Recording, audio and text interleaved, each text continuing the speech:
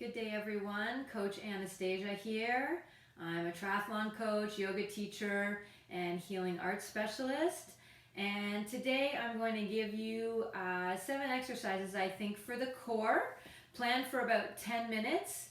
And for all of the exercises, you'll need a mat or a towel. And for the first one, it would be nice to have something that you can compress between your thighs.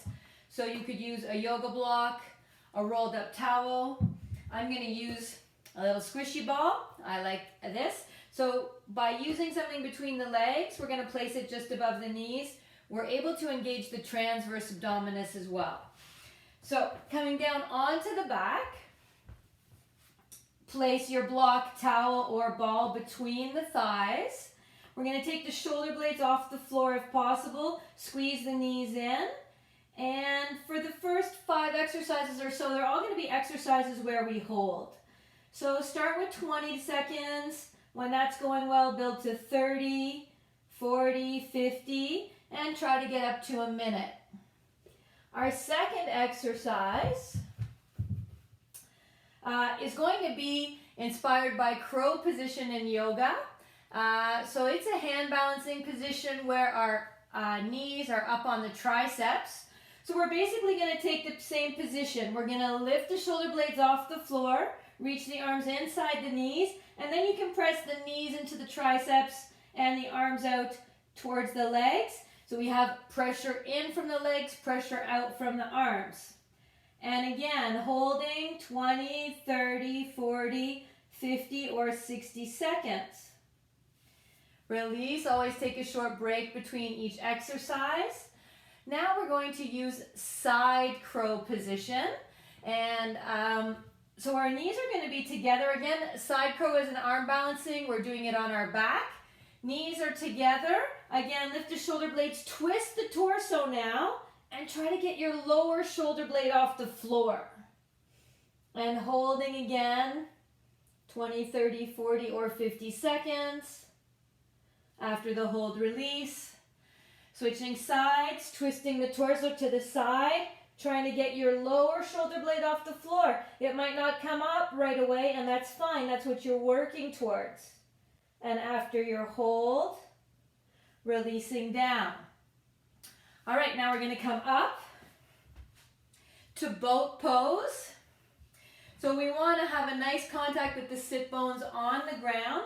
Pull the belly in, start with your hands behind your knees and rock back. So we want to find a balancing position. You might want to start with your hands behind your knees. The second step would be to float the arms beside the legs. And full boat pose, we're extending the legs so our body is in a V position. And once we get good at boat pose, I like to work at trying to bring my legs closer and closer to my torso. And keeping the balance. And again, you'll hold this pose for the same amount of time as your other poses and positions. And when you're done, bend the knees and come down. And now we'll do half boat pose. So come back down onto the back. Belly button in, so our low back should be glued to the floor.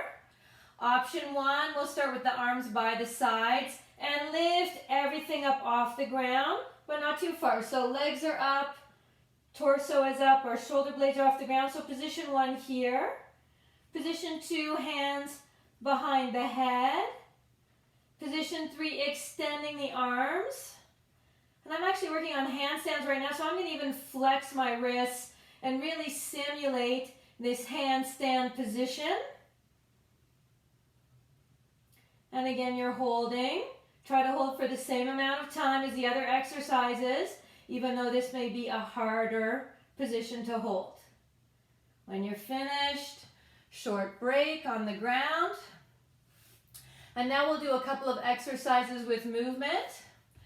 So the first one, again, take your low back to the ground. So you're scooping your tailbone up towards the ceiling. And then we're going to raise the legs to the sky. Inhale here, lift up the shoulder blades. And on your next inhale, drop one leg and twist to the opposite side, reaching again, trying to get that lower shoulder blade off the ground. Exhale, come back and switch sides. So I just do this for a minute. Inhale as the leg lowers. Exhale, bring it back. Inhale and exhale. Inhale and exhale. Legs or toes are pointed, so our quadriceps are engaged. Our legs are strong throughout this exercise as well. And again, you can take a break. Always pulling the knees into the chest is nice to relax the belly and stretch the low back. And for a final exercise, again, flatten the low back to the floor by pulling your belly button down. Extend the legs. And we're going to do a ladder. So starting at 90 degrees with the legs, hold this position. Might be hard, it might be easy. It's going to be different for everybody. After about 10 seconds, change the position slightly. So think of a compass and you're just slowly changing degrees. And after 10 seconds, change again. And as the legs get lower to the floor, it's going to be harder and harder to keep that low back down. But that's the goal. The low back flat on the floor. Shaking is good. It means you're building new muscle. Stick with it as much as you can. Legs are strong, long, quadriceps are engaged.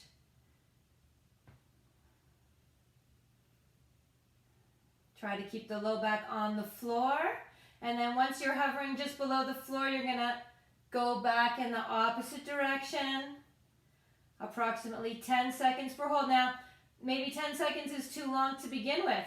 Start with 3 or 4. Just a couple of breaths and build up. Always start with where you're at and build from there. Don't try to do something that's too hard because you'll recruit muscles you don't want to be working. You might strain yourself, cause an injury.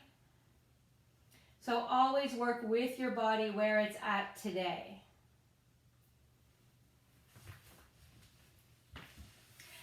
Now, these are all front body core exercises. We did get into the obliques a bit with some of the twisting. However, we did not work the back. If you're going to work your abdominals regularly, also remember you need to strengthen the back.